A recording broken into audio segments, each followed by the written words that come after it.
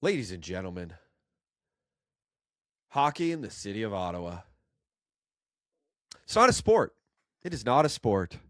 It is a floating oil spill of human behavior that's played in front of 12,000 drunks and 2,000 people who are trying to convince their kids to leave before the start of the third period.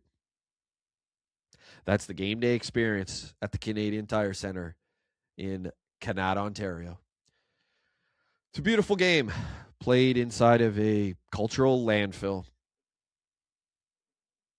Welcome back to Mid-Ice Crisis, folks. The show where we break down the chaos, the cold reality, and the game-changing moments in the hockey world. I'm your host, Josh Cybulski. A lot to talk about today, but if you are enjoying the show, make sure to hit the like button, subscribe, drop a rating, leave a comment. Really helps the show reach more fans or haters just like you. Let's get into things. Should really be the motto for the NHL, shouldn't it?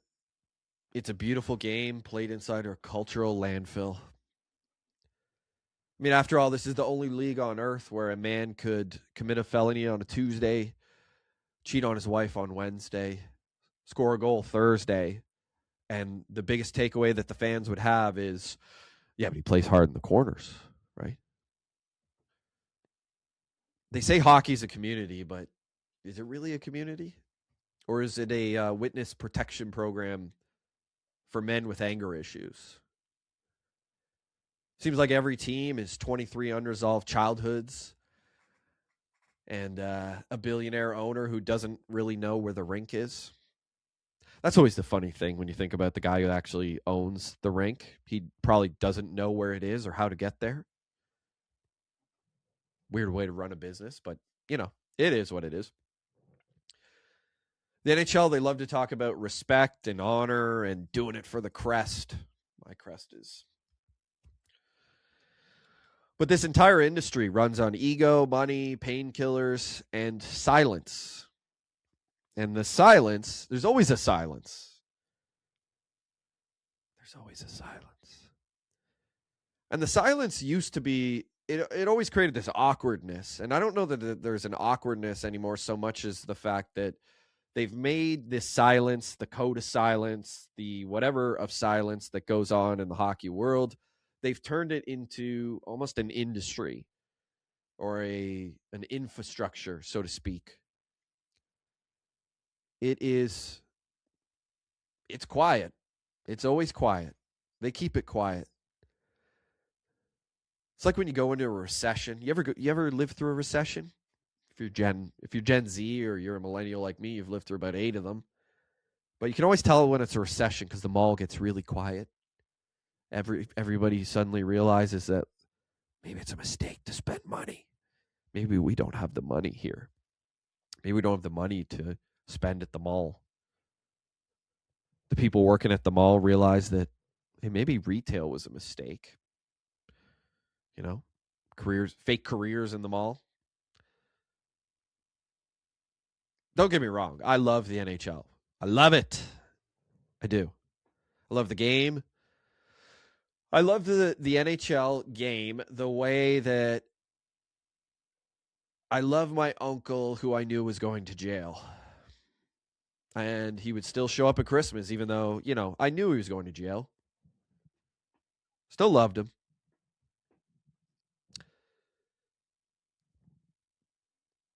Maybe it's the sport. Maybe I love the sport. I do. I love hockey. But, you know, the NHL, which I still am a loyalist to the NHL. How can I not be? I'm literally talking about it to you. But it is becoming less about a game and more about a psychological experiment that the beer companies, the gambling companies, and suburban dads like myself are paying for. It's $1 billion machine that takes teenage kids, removes them of their feelings, and replaces them with trauma, and then sells the whole thing to us as they're characters. It's character. We're building character. It's not unlike the military in that regard. You send your kids off to go do battle. They come back with scars of some kind. And then you have whenever something goes wrong, which and I have a point I'm getting to in all of this. When something goes wrong, whether it's an abuse, a scandal, a cover up, whatever it happens to be, the league always loves the same statement: we're deeply concerned and we're taking this seriously. We're deeply concerned. Guys, we have concerns here. We're taking them seriously. Why you up in arms? This is serious and we're taking it that way. In hockey language, that means shut up. Shut up. The playoffs are starting soon. Would you guys be quiet? The cup's on the line. It's the postseason. We can't talk about this now. The postseason's coming. That's the product. That is the culture, and that's what's happening with hockey in Canada, and it's kind of always been happening this way. You'll notice that whenever something happens in hockey, whether it's something profound or something really stupid,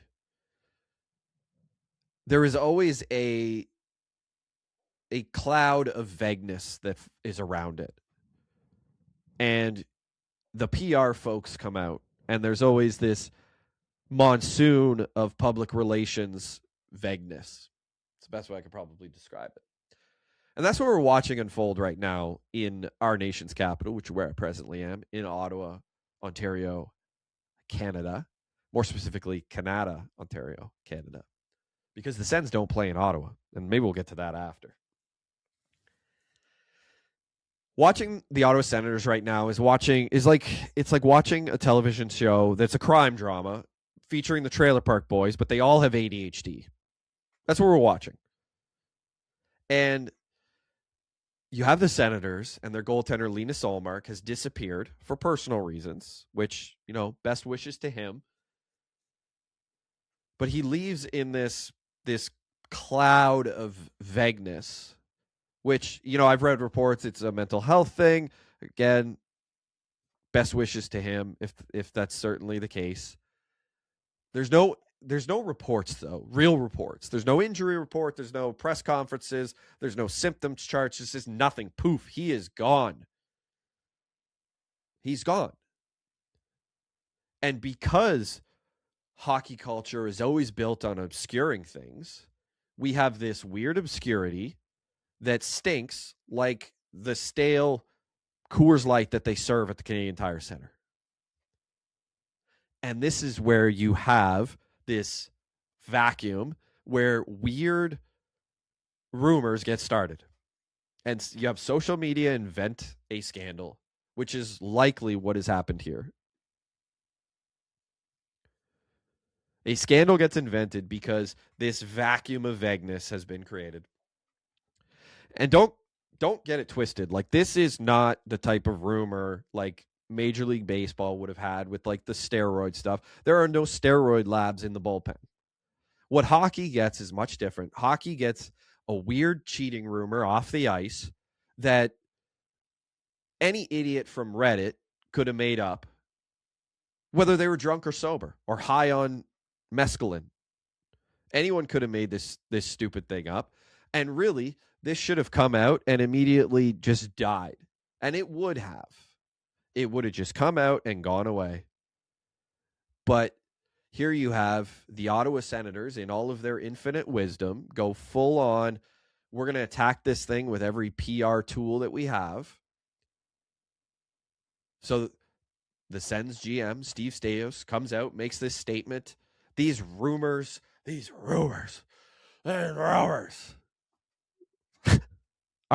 they're completely fabricated and they're false, and we're disgusted. We're disgusted. That's what they come out with. And they call these people who are spreading these rumors the lowest form of trolls and sick individuals. Which is pretty goddamn funny for something you're talking about people on the internet. We are not talking about reporters or like even podcasters. We're calling people on the internet trolls and sick. Have you been on the internet, Steve Stajos? Have you been on the internet? Someone get this man a data plan for his phone. There are trolls and sick individuals on the. No kidding. There are, really. Let's pause for a second here. Have a sip of water. This will shock you, but yes, there are trolls and there are people saying bad shit on the internet. Welcome to 2026. The Ottawa Senators, I've seen people say that the Ottawa Senators did what they should have done when they attacked this. And maybe they should have. I'm not a PR expert. I don't know what the best course of action was. But I don't think it's so much about the fact that they tried to get on top of it, so much as the execution of how they tried to get on top of it, which leaves a lot to be desired.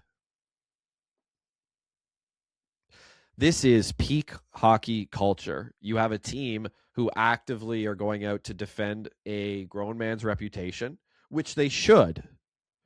I'm not saying they shouldn't. They should. But they are doing it in a very unusual way. And that's what's got people going like, what's up here? And they've defended this way more than they've defended their play this year. And they are getting eviscerated on a nightly basis on the ice. And the Ottawa Senators goaltending has been their biggest woe this year. It's arguably the worst in the league. And, you know, their goaltending this year, I would make the case that it is the worst thing that's hit Ottawa since the city of Ottawa collectively decided that nothing should ever feel alive in Ottawa ever.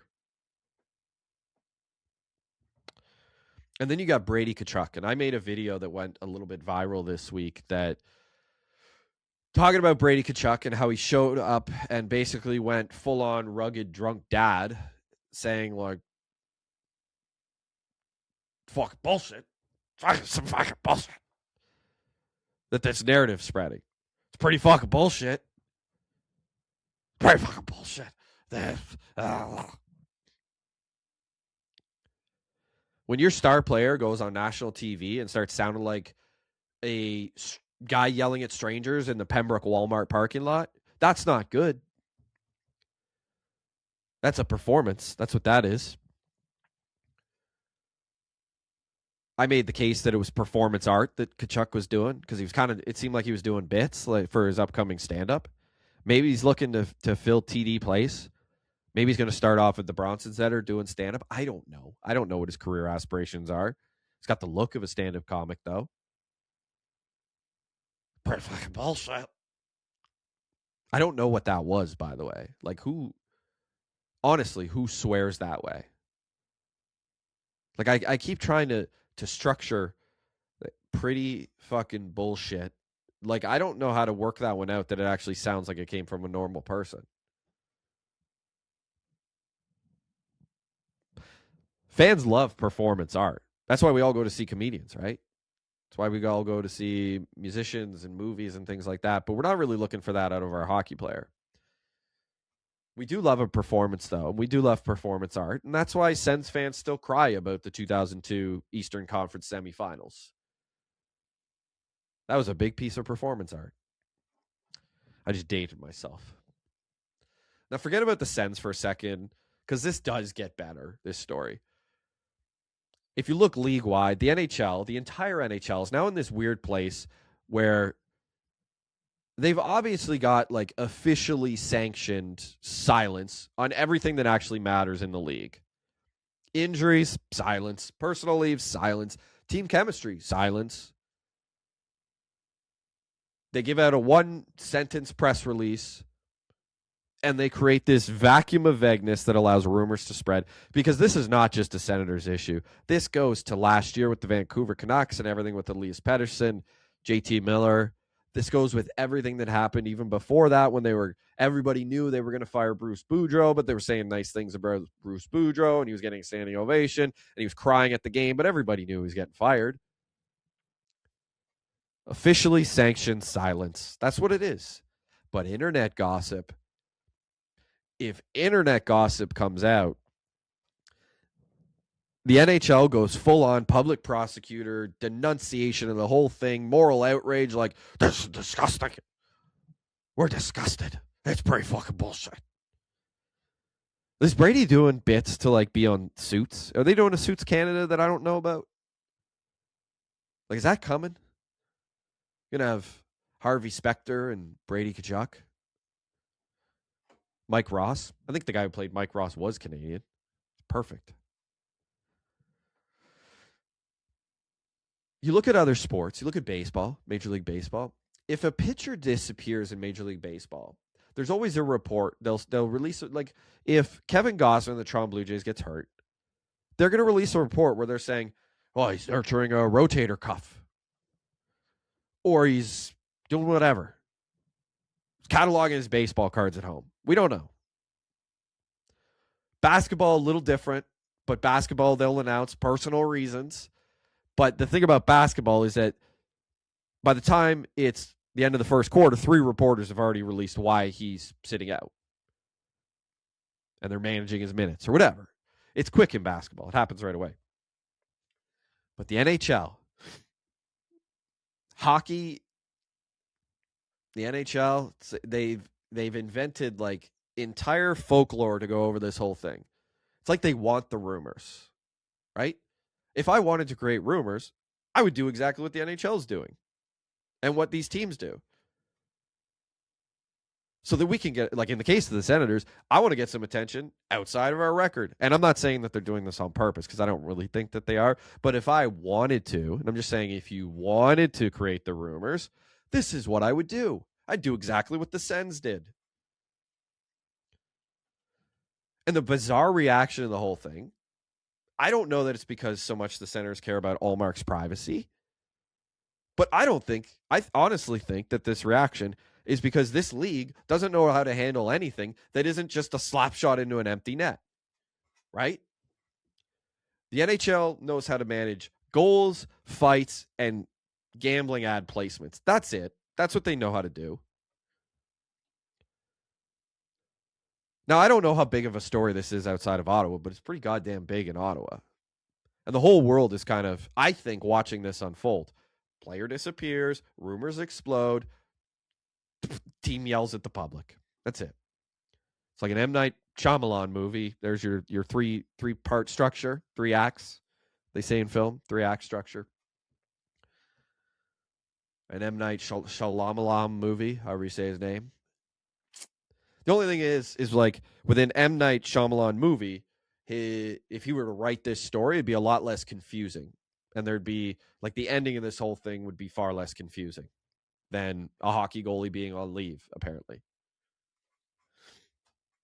And there's backlash. No doubt there is backlash to this whole thing. You can see it online. Just go look at my TikTok video on this thing. The comments section it's a war zone. There's an internet meltdown going on around this thing that's like watching people debate whether or not Joe Biden actually shit his pants when he was talking to the Pope. That's what's going on in my comment section. It's a great debate. Now, for me, the worst part of this whole thing is I had set my fantasy hockey lineup for the week, and now with all of this stuff going on, I got to change it. And that's the real tragedy here, folks.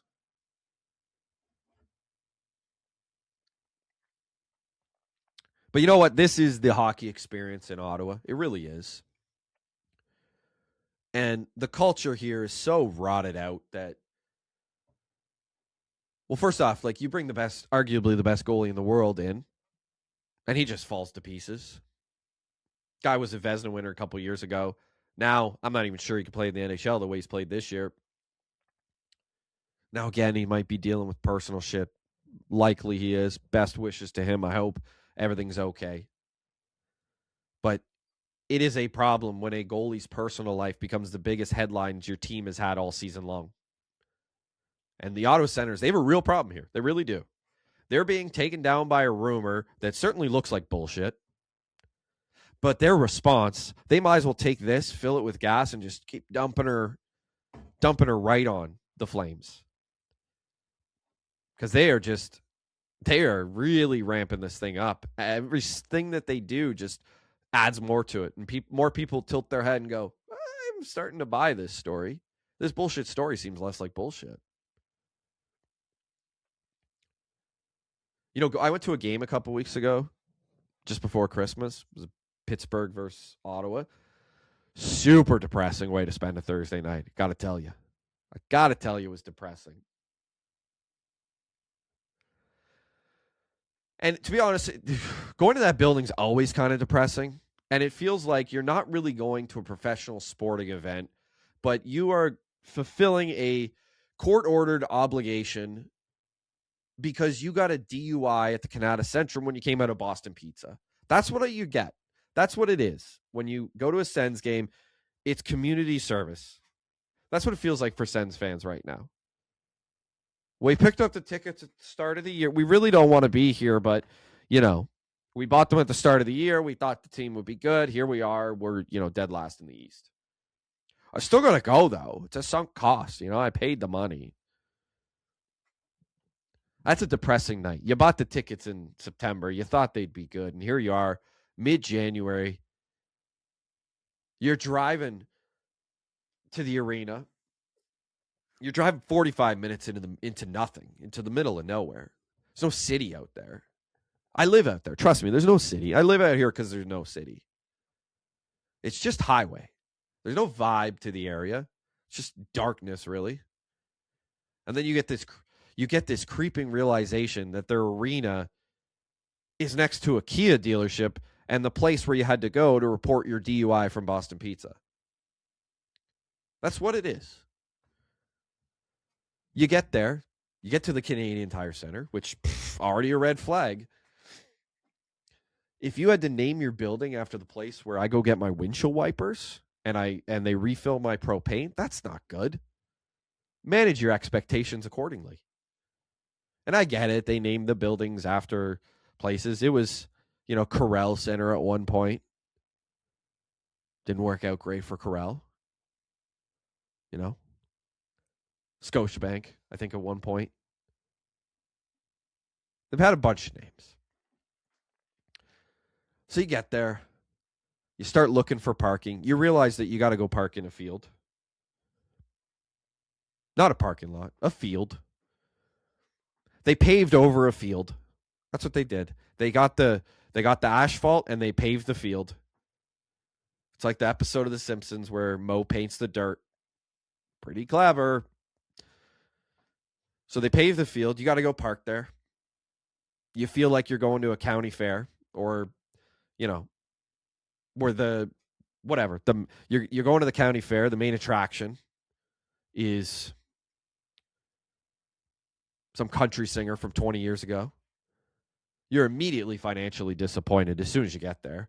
You should have just ate the cost of the ticket because now you're spending $35 to park in a literal farmer's field. Or if you're lucky, you drive over to the car park, you park outside a Nissan for free. And you hope to God that your SUV doesn't get pissed on between periods by some drunk guy named Keith who took 3 edibles and had 9 drafts of Coors Light and got kicked out by security. Come back, your car smells like piss. Honey, the car smells like pee. Well, it was this or the field for $35. I chose this. This is my parking lot. So you're parked there. The Canada game day experience. So you're walking to the arena. You keep walking and you walk some more.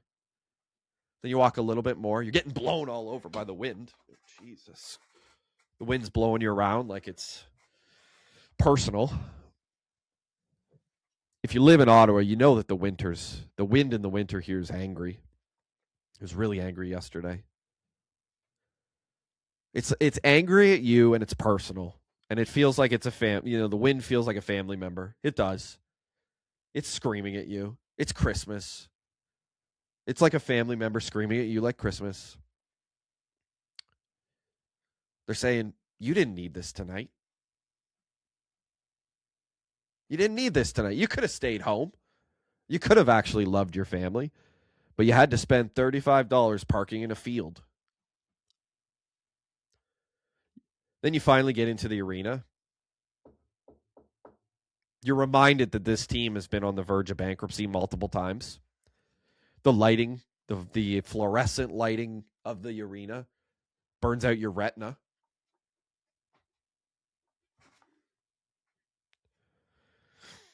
It feels like you're at a dentist's office that's almost out of money, and they just hung the cheapest, shittiest lights that they could, and they're shining it directly in your face.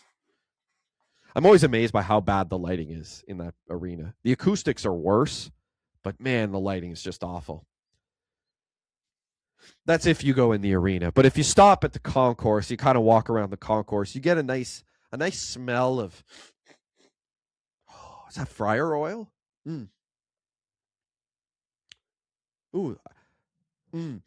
Yes, that's fryer oil, and that is, I smell everybody's wet coat.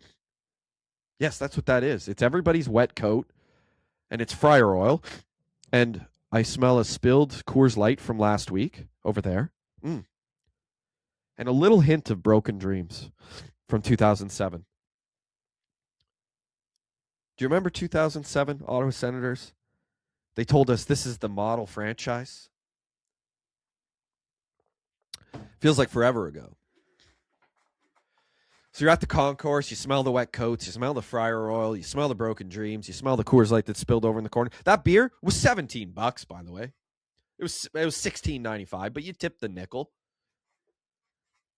Because they served it to you with the enthusiasm of a hostage negotiator. They said, here you go. They don't actually say that. They just pour the beer and say nothing most of the time. And that's the game day experience at the Canadian Tire Center. That is what greets you when you walk in the building. Then you sit down at your seat and you listen to the crowd around you, and they're not electric. No one's electric, except for the people that rode in on scooters. They are medicated at worst and sleeping. Some of them are sleeping. Now, everybody's polite because it's Ottawa. Everybody's also a little bit tired. Nobody's mad enough to actually boo, though. And nobody's hopeful enough to cheer. It's just a very unemotional experience. It is a fan base that is trapped in a long-term emotional lease that it's going to cost them a lot to break, so they just don't break it. That's what it is. And, I was sitting there with a buddy of mine. I went to the game a couple of weeks ago with a buddy of mine, Pat, and we kept commenting on the game day presentation. And Jesus Christ, like the arena might as well be run by somebody who's not had joy in their life for 25 years. They don't know joy. They haven't had joy since, I don't know, a while ago. Since George Bush said mission accomplished in Iraq. That's the last time they had joy in their life. And that's the experience you get from the Ottawa Senators game day. And then the game starts, and the first whistle goes, and they blast Timber by Kesha.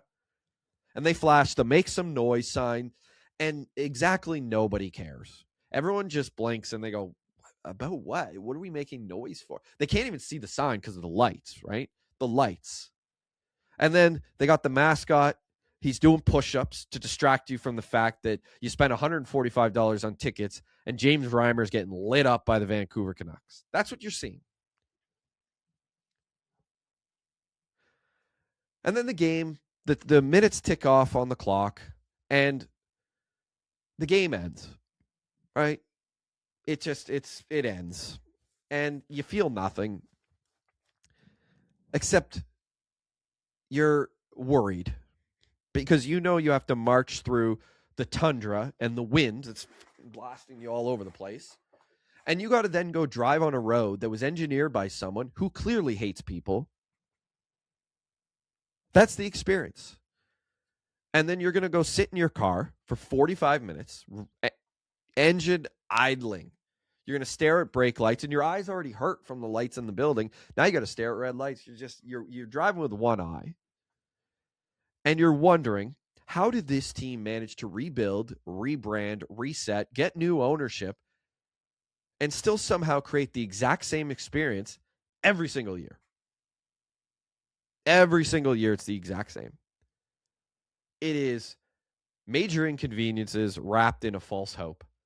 Because at the start of the year, you said, you know what? I don't mind sitting in traffic if the team's, honey, it's not so bad coming out if the Sens have won the game, right? If they're winning, I don't care that it takes me an hour and a half to drive 10 kilometers. I don't care. They're winning. But the Senators aren't a winning hockey team.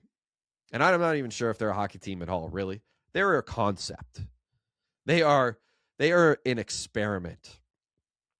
They're a reminder that hockey teams and professional sports teams can exist without any urgency, without any aura, without any atmosphere, any strategy. As long as someone keeps saying, just over and over, the future looks bright here. That's all you got to do. Just keep saying that. The future looks bright, and here's your $19 hot dog, and I hope the blizzard's not too bad on the way home. And you'll be back. They know you'll be back. That's the sick part. You will be. You know that you're going to be back because you live in Ottawa and you got nothing better to do on a Tuesday night in January. They know it and you know it. And I know it because I live it too, and I'm not even a Senators fan. I'll see you at the next one because I know you'll be back and you know I'll be back. And the Ottawa Senators know that we're all going to be back.